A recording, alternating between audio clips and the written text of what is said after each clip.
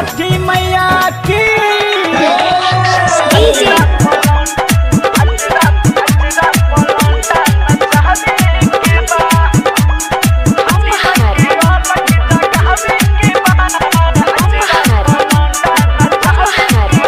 छठी घाट जाला होत बहाया बेरी सैया कहवा लगा दिहनी देरी सैया कहवा लगा दिहनी देरी छठी घाट जाला होत बहाया बेरी सैया कहवा लगा दिहनी देरी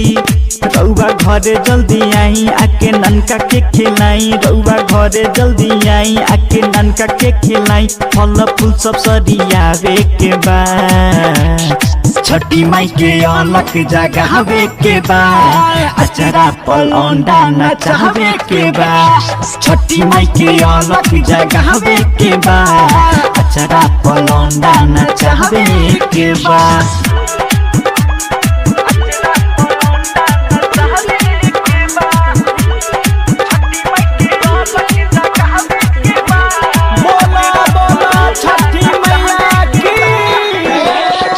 मीना बाजार मोतिहारी में जाके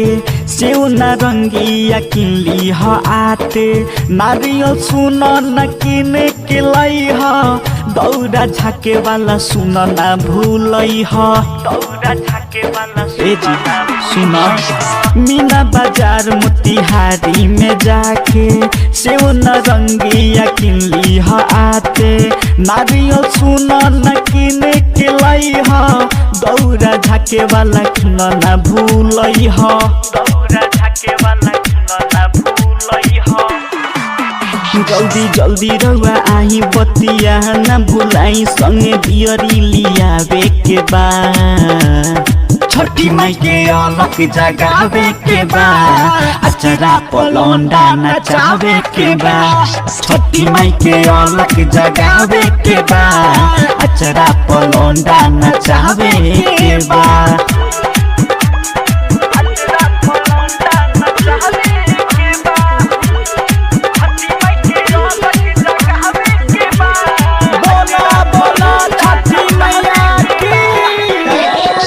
छठी माई के महिमा बभारी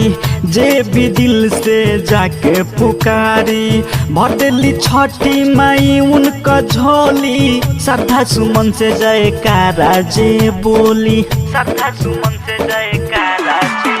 हाँ छठी माई के महिमा बभारी जे भी दिल से जाके पुकारी भरदेली छठी माई उनका झोली श्रद्धा सुमन से जयकारा जे बोली श्रद्धा सुमन से जयकारा जे बोली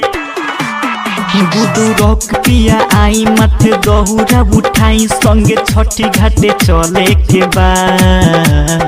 छठी माई के अलग जगावे के बा अचरा पलौंडा नचावे के बा